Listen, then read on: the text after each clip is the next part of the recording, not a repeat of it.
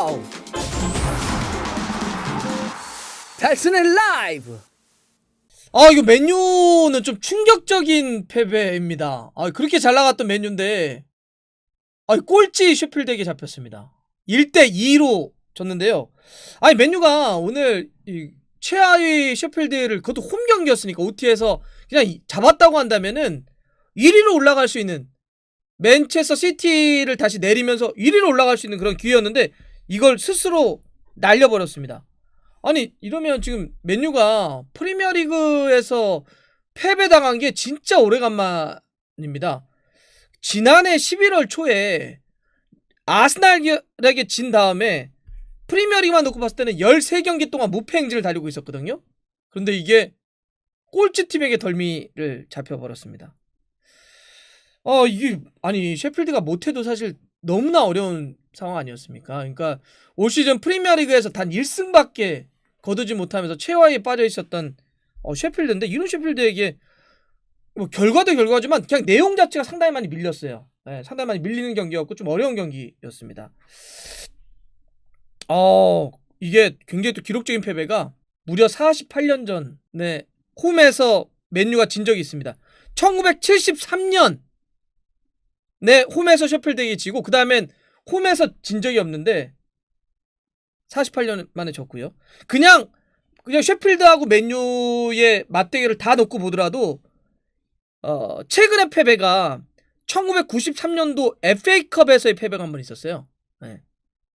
그리고는 10번의 맞대결에서 맨유가 9승 1무로 지지 않았는데 28년 만에 맞대결 패배. 정리하자면 홈에서는 셰필드에게 48년 만에 졌고요. 그냥 홈과 원정 다 합쳐서는 28년 만에 진 겁니다. 정말 기록적인 패배죠. 그리고 셰필드 입장에서는, 그러니까 맨유가 진짜 안 좋은 상황이, 셰필드 입장에서는 올 시즌 원정 첫 승입니다. 네. 그리고 지난해 2월에 팰리스 경기 이후로 진짜 오래간만에 원정 이긴 거니까, 그러니까 이렇게 진짜 어려운 셰필드의 그런 상황이었는데 이거 맨유가 이거 잡히고 마네요. 맨유가 왜 이렇게 보면 원정에서는 올 시즌 유일하게 패배가 없잖아요. 프리미어리그에서. 맨유가 올 시즌 원정에서 10경기 싸웠는데 8승 2무 유일하게 무패팀인데 홈에서는 안 좋아요. 홈에서는 안 좋단 말이죠. 오늘 경기 패배까지 해서 프리미어리그 10경기 홈에서 OT에서 치렀는데 4승 2무 4패, 딱 반타작했습니다. 네.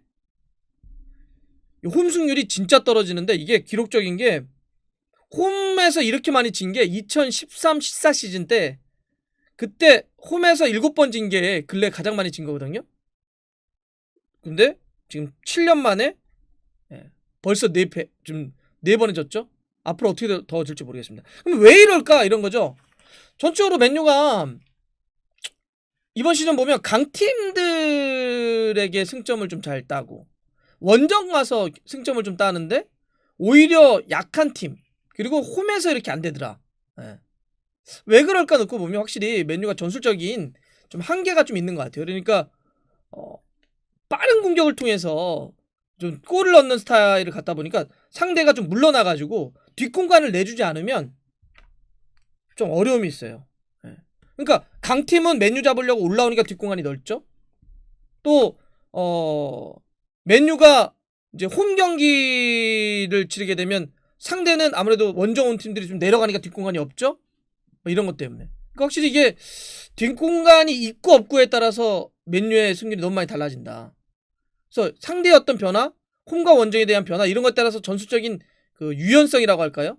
그런 좀 다양한 어떤 형태들이 있어야 되는데, 이게 부족한 것이 맨유를 좀 힘들게 하고 있는 것이 아니냐, 이런 생각이 좀 들고요. 전술적인 이유로는 선수로 놓고 보면 지금 맨유가 좀 지친 것 같지 않으세요? 부페는 그런 얘기 했잖아요. 26살은 지치지 않는다. 지치네요. 지칩니다. 안 지칠 수가 없죠. 그러니까 부페가 오늘도 제일 많이 뛰긴 했어요. 열심히 뜁니다. 부페 열심히 뛰면서 오늘도 거의 12km 정도를 부페가 오늘 뛰면서 열심히 뛰어줬는데, 확실히 약간 좀 이렇게 막 체력적으로 이렇게 뭔가 완충되어 있다는 느낌이 아니에요.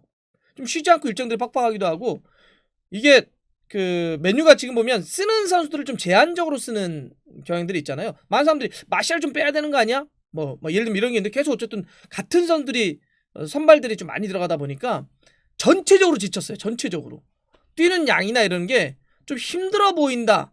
뭐 이런 게 좀 느껴집니다. 오늘도 두 팀의 뛴 거리를 놓고 보면 확실히 맨유가 데이터적으로도 확인될 수 있는 게 원정된 셰필드가 오늘 120km를 넘게 뛰었습니다. 정확하게 지금 나오는 건 120.49km를 뛰었다고 나오고 있고요. 맨유는 이거보다 한참 떨어진 111.12입니다. 확실히 좀 지쳐있다. 이런 게 좀 느껴졌고요. 이거는 뭐 부패뿐만 아니라 맨유에, 그러니까 이게 로테이션이라든지 이런 게 잘 안 되고 있고 선수의 활용폭이 좀 제한적으로 가다 보니까 계속 쓰임을 당하는 선수들이 좀 힘들어하는구나, 이렇게 좀 느껴졌고요. 오늘 맨유와 셰필드의 그 선발 라인업인데, 맨유와 한번 볼까요? 맨유 좀 보면 왼쪽 백인 텔레스, 그 다음에 중앙 수비인 투앙제부, 이렇게 세 선수가 특히 좀 아쉬웠는데, 텔레스 같은 경우는 루크쇼를 로테이션으로 해주면서 나왔는데, 루크쇼가 최근에 워낙 잘해줘서 그런지 몰라도 올라가거나 뭔가 상대를 흔들어주거나 이게 너무 약하네요. 코너킥 상황에서 맥과이어의 그 골을 돕긴 했지만 그 장면 말고는 뚫리거나 이게 너무 많았어요. 이게 좀 아쉬웠고, 루크쇼가 확실히 잘해주고 있고 루크쇼의 공백이 좀 느껴졌다. 투앙제보는 그 실점 장면에서 굴절되는 것도 있었지만 조금 더 좀 이렇게 턴오버를 좀 줄여야 될 것 같은데 약간 좀 불안해요. 수비수가 이런 불안감을 준다라고 하는 건 개인의 문제기도 하지만 라인 전체가 좀 불안할 수 있기 때문에 투앙제보는 좀 아쉬운데, 가장 아쉬운 선수는 마시알입니다. 마시알. 이거 마시알은 너무 사실은 반복되고 있고 이 어려움들이 너무 안 되고 있어가지고 좀 문제인데, 마시알이 오늘 저렇게 전방 공격으로 뛰었는데 슈팅 하나 때렸고요. 오늘 풀타임 뛰었습니다. 마시알이. 근데 슈팅 하나 때렸고 나머지 스탯은 없어요. 뭐 키패스, 어시스트 이런 거 없습니다. 그냥 슈팅 하나가 공격수로서의 유일한 스탯인데, 그러면 이제 드리블이나 뭐 이런 거에 대해서 뭐 보여줘야 되잖아요. 근데 마샬이 오늘 드리블 4개 시도했거든요. 몇 개 성공했을까요? 많은 분들이 마샬이 왜 자꾸 끊겨? 플레이할 때? 이런 거 많이 느끼셨을 텐데 4개 시도해서 드리블 마샬을 하나 성공시켰습니다. 3번은 다 잘렸다는 거예요. 네. 통하지도 않아요, 드리블이. 그런데다가 오늘 그 필드 내에서의 경합 상황 8번 있었는데 2번만 성공시키고 6번 졌습니다. 드리블도 안 돼, 경합 상황에서도 안 돼, 슈팅은 못 때려. 공격수인데 턴오버가 너무 심하다. 그렇죠. 그러니까 계속 드리블을 시도했는데 3번이나 성공 못했다는 턴오버가 심하게 계속 끊기잖아, 앞에서. 네. 그러니까 왜 그러면 카바니 안 썼냐 이런 얘기를 하는데, 바로 그런 게 오늘도 이렇게 전체적으로 체력적으로 지친 이런 문제들이 나타나는 거죠. 자, 그런데 저는 이런 거라고 생각해요. 아마 여러분들도 마찬가지, 저도 그런 거고, 마샬 볼 때 가장 좀 이건 아니지, 뭐야 마샬 왜 저렇게 플레이해, 이렇게 하는 거 뭐 턴오버도 문제고 이런 것도 문제지만, 제일 사실은 이래선 안 돼, 마샬 이러면 안 돼 라고 하는, 왜 이렇게 플레이하는, 이런 게 뭐냐면 볼을 빼앗기면 그냥 막 이렇게 막 안타까워하거나 아니면 짜증내거나 이러면서 가만 서 있어요. 보는 사람이 더 짜증나거든요, 이게. 그러지 않나요? 마샬이 그러니까 그만큼 안 뛴다는 거예요. 좀 넓은 공간에서 막 흔들어 주기도 하고, 막 싸워도 뺏기면 다시 가서 수비도 해주고, 그래서 막 자기 뒤에 있는 미드필더나 수비도 도와주고 이래야 되는데, 뺏기면 그냥 서 있어요. 그냥 얼굴만 이렇게 찡그리고 그냥 딱 서 있습니다, 그냥. 예. 이게 가장 아마 그 메뉴 팬들이 보실 때 마샬의 이거 진짜 왜 이래 막 이런 것 같아요. 자, 이거를 제가 오늘 마샬이 얼마큼 안 뛰는지, 아주 제한적인 위치에서만 마샬이 어떻게 움직이는지를 히트맵으로 좀 보여드릴게요. 마샬은 딱 저 위치에서만 저렇게 움직였어요. 딱 저 위치에서만. 그러니까 우리가 계속 볼 때 다른 위치로 얼마나, 저 위치에서만 그냥 계속 움직였다는, 저 위치에서만. 그러면 다른 선수는요, 이럴 수 있잖아요. 다른 선수는 뭐 저렇게 그러면 예를 들어서 부페 같은 선수 볼까요? 얼마나 차이가 많이 납니까? 다시 해볼까요? 이게 브루노 페르난데스, 이게 지금 옵타 자료인데요. 네. 자, 부페가 어마어마하게 저렇게 뛰어다니는 거 아닙니까, 부페가? 자, 다시 마샬 볼까요? 굉장히 제한적인 좁은 위치에서만 그냥 거기서 맴돌았다는 걸 알 수가 있죠. 그럼 다른 공격수는 예를 들어서 레시포드 볼게요. 레시포드 보세요. 예. 레시포드가 굉장히 그 넓은 공간에서 좌우로 밑에까지 저 밑에 계속 커버 들어온 거 보세요. 예. 자, 이게 지금 레시포드예요. 레시포드랑 그럼 다시 한번 마샬 볼까요? 차이가 확연하죠. 다른 선수도 마찬가지. 그린우드 같은 경우도 지금 수비까지 가담하는 걸 한번 보세요. 그린우드 같은 경우도 수비까지도 그린우드 상당히 많이 내려와서 가담하는 걸 알 수가 있잖아요. 자, 그린우드 같은 경우는 이제 또 아까 교체돼서 66분 뛴 거예요. 66분만 뛴 겁니다. 그린우드 같은 경우는 카바니아 교체됐으니까. 자, 이것만 놓고 보더라도 지금 마샬이 얼마나 제한적인 위치에서 그냥 서서 플레이를 했는지 더 많이 흔들어. 그러니까 아까 어떤 분도 그 얘기 하시더라고요.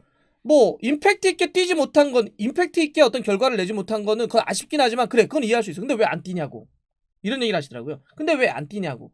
그렇죠, 그 부분이에요. 왜 뛰지도 않냐는 거죠.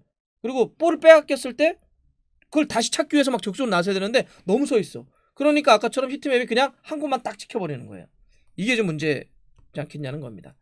자, 어쨌든 이렇게 되면서 맨유는 선두로 올라갈 수 있는 기회에 지쳐있고 몇몇 포지션 선수들이 좀 어려움이 있었고, 그러면서 마샬 같은 경우는 좀 부진했고, 이런 게 좀 있었는데 결과적으로 이걸 패하면서 이러면 이제 좋을 팀이 일단 맨시티죠.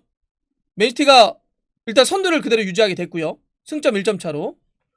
그리고 동시간에 열렸던 에버튼과 레스터도 1대1로 비겼습니다. 아니, 이번 시즌은 정말 선두권 싸움 어떻게 되려고. 사실 뭐 에버튼이 이기거나 레스터가 이기거나 그랬으면 굉장히 부담스러울 팀들이 리버풀과 토트넘이었을 거예요. 더 격차가 벌어지거나 순위가 뒤집어지니까. 근데 이게 또 비겼고 맨유는 꼴찌팀에게 잡혔고 이러면서 선두권 싸움이 또 계속 혼전으로 계속 갑니다. 맨시티 1위, 맨유 2위, 레스터 3위, 웨스트햄 4위, 리버풀 5위, 토트넘 6위, 에버튼 7위, 첼시 8위, 아스널 9위 이렇게 갑니다. 모르겠어요. 지금 이제 진짜 한두 경기에 따라서 계속 뒤집어지는 순위이기 때문에 어떻게 될지 모르겠지만 정말 치열하게 간다. 자, 맨유는 이제 다음번 상대가 이 선두권 싸움에 또 하나의 엄청난 분설이 될 겁니다. 이 꼴찌한테 잡혔는데 31일 일요일 새벽 2시 30분에 아스날과 맨유입니다. 아스날 원정을 가야 되는 맨유인데 이번에 원정에선 지지 않으니까 좀 달라질 테나? 예, 모르겠습니다. 어떻게 될지 모르겠지만 일요일 경기도 재밌기도 하고 정말 순위 싸움에 또 한 번의 대박 경기가 이어질 것 같네요. 네.